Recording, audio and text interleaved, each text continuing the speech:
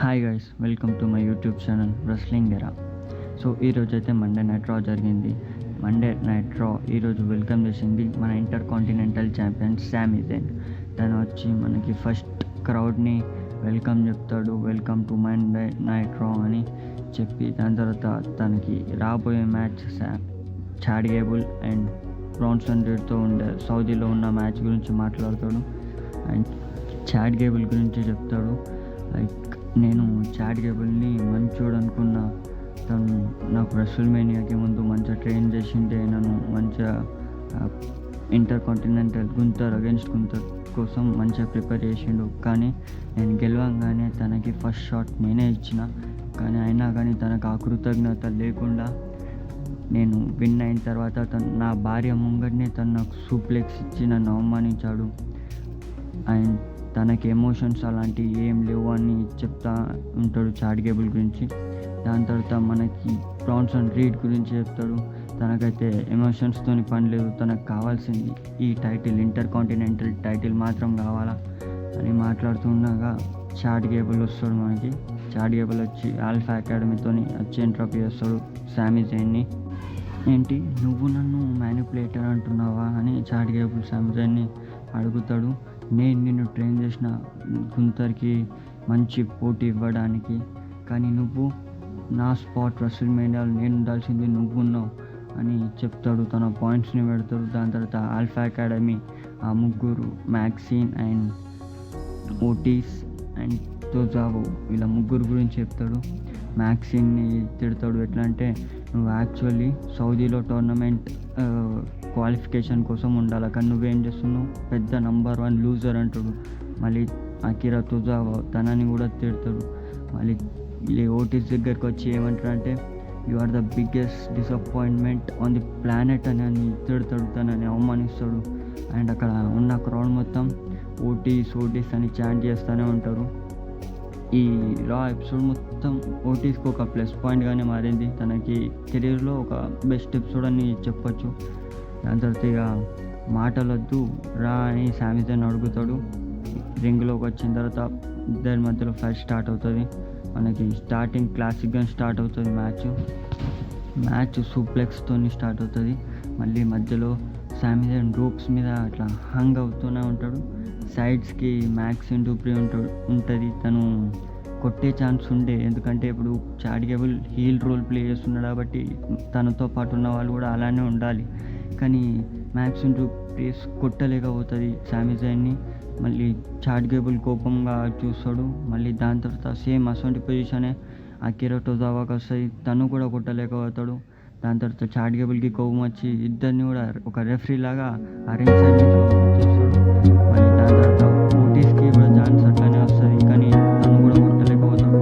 మళ్ళీ Chad gable కిందికి వచ్చి ఓటీస్ని చెట్టి చెంప మీద గట్టిగా కొడతాడు. దాని తర్వాత సూప్లెక్స్ ఇస్తాడు, జర్మన్ సూప్లెక్స్ అన్నీ ఇస్తాడు, యాంకిల్ హోల్డ్ చేస్తాడు శామీ జైన్ని. మళ్ళీ జర్మన్ సూప్లెక్స్ ఇచ్చిన తర్వాత శామీ జైన్ చాడ్ గేబుల్కి కార్నర్ ఉండగా శామీ జైన్ ఎడమ కిందకి వెళ్తాడు. ఆ టైంలో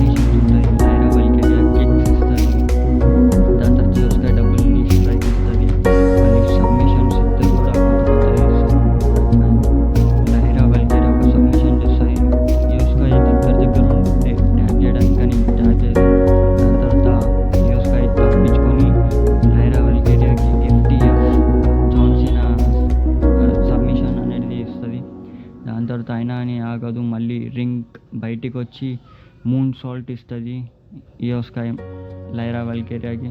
దాని తర్వాత రింగ్లో పళ్ళకి రాగానే లైరా వాల్కేరియా ఒక రోల్ అప్ చేసేసి మ్యాచ్ గెలిచి తను క్వాలిఫై అయిపోతుంది. ఇది ఎవ్వరు ఎక్స్పెక్ట్ చేయలేరు యాక్చువల్లీ.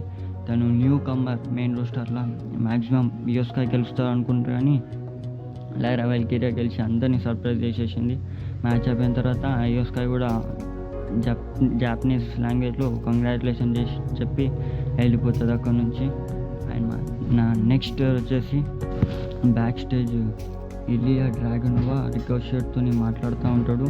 అక్కడికి కూడా బ్రౌన్ బ్రేకర్ వచ్చి రికోషెట్కి స్పియర్ ఇస్తాడు. అప్పుడు యాడమ్ పియర్స్ వచ్చి ఇట్లా చూస్తాడు తనని ఏం చేయాలని. మన నెక్స్ట్ స్టోరీ వచ్చేసి awesome truth versus judgment day for the WWE tag team championships కోసం. మ్యాచ్ స్టార్టింగ్ సూపర్గా ఉంటుంది. ఎలా మిస్ వాళ్ళు వాళ్ళ పాట వాళ్ళే పాడుకుంటూ వస్తారు. అండ్ జడ్జ్మెంట్ డే డామినిక్తో పాటు వస్తుంది. డామియన్ ప్రీస్ట్ బ్యాక్ స్టేజ్లోనే ఉంటాడు. వచ్చిన తర్వాత ఇక మిస్ స్టార్టింగ్లో కంట్రోల్ తీసుకుంటాడు ఫిన్ బ్యాలర్ మీద. ఏ కిక్స్ ఇస్తాడు తనకి, ఫిన్ బ్యాలర్కి ఇస్తూ ఉంటాడు. దాని తర్వాత మ్యాచ్ మధ్యలో డామినిక్ ఇంటరప్ట్ చేస్తూనే ఉంటాడు, కానీ అయినా అని మంచిగానే ట్రూత్ అండ్ మిస్ కంట్రోల్ చేస్తారు మ్యాచ్ని. మధ్యలో ట్రూత్ జాన్ సీనాకి ట్రిబ్యూట్ కూడా ఇస్తాడు. ఇక ఓకే డామినిక్ వచ్చి డిస్ట్రాక్ట్ చేస్తున్నాడని మళ్ళీ దాని తర్వాత కార్లీటో కూడా వచ్చి డిస్ట్రాక్ట్ చేస్తాడు. అప్పుడే మ్యూజిక్ హిట్ అవుతుంది. The monster of all monster bran Strowman వస్తాడు. వచ్చి కార్లీటోకి నూకేస్తాడు రన్నింగ్ ఎక్స్ప్రెస్తోని. మళ్ళీ జేడీఎన్గా ఉరుకుతాడు తను. అది మాత్రం ఫన్నీ మూమెంట్ ఉండే.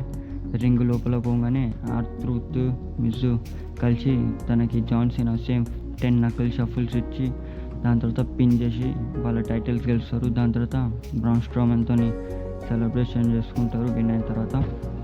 అండ్ మన నెక్స్ట్ వచ్చేసి live Morgan and Becky Lynch మధ్యలో ఒక సెగ్మెంట్ అనేది జరుగుతుంది.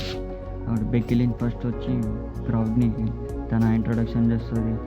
బెక్కీ లించ్ కమ్స్ అరౌండ్ ఆ స్టేట్ పేరు చెప్తుంది. దాని తర్వాత లివ్ మోర్గన్ వస్తుంది. లివ్ మోర్గన్ వచ్చి బెక్కీ లించ్కి చెప్తుంది, నువ్వు అందరు స్పాట్లైట్ నువ్వు తీసుకోవాలని చూస్తావు, ఎప్పుడు ఎవరైనా టైటిల్ ఇవ్వాలంటే నీకే ఇస్తారు అని ఇట్లా మాట్లాడుతూ ఉంటే బెక్కీ లించ్ తనకి చెప్తుంది, నేను ఇక్కడున్న ప్రతి ఒక్క క్రౌడ్ని నేను ఎంటర్టైన్ చేస్తాను, నేను అయినా అని వచ్చింది ఇక్కడికి ఫైట్ చేయడానికి, ఒకవేళ వస్తావా అంటే రా, ఐఎమ్ రెడీ టు ఫైట్ అని అంటది. అండ్ లివ్ మోర్గన్ కూడా ఐఎమ్ కూడా రెడీ ఫర్ ఫైట్ అని రింగ్ వరకు వచ్చి మళ్ళీ వెళ్ళిపోతుంది. కానీ లివ్ మోర్గన్ మాట్లాడుతూ ఉన్నంతసేపు అక్కడున్న క్రౌడ్ వాట్ వాట్ వాట్ అంటారు. లివ్ మోర్గన్ వాళ్ళ క్రౌడ్కి అంటది, మీకు వినిపిస్తలేదా లేదా అర్థమవుతలే అని చెప్పిందని వాళ్ళ క్రౌడ్ని రోస్ట్ చేసేస్తుంది. అండ్ అక్కడ నుంచి వెళ్ళిపోతుంది. మన నెక్స్ట్ స్టోరీ వచ్చేసి ఫటల్ 4-way number 1 contenders match for women's tag team championships కోసం. ఇక ఇందులో Kayden Katana Chance, Zoey Stark, Shayna Baszler, damage control వీళ్ళందరి మధ్య 4 టీమ్స్ మధ్యలో మ్యాచ్ ఉంటుంది. ఈ మ్యాచ్ కూడా మంచిగా ఉంటుంది. స్టార్టింగ్ మొత్తం కేటన్ కటానా ఛాన్స్ వాళ్ళు క్రాస్ బాడీ ఇస్తారు, వర్టికల్ సూప్లెక్స్, రింగ్ బయట క్రాస్ బాడీ అందరి మీద పడతారు.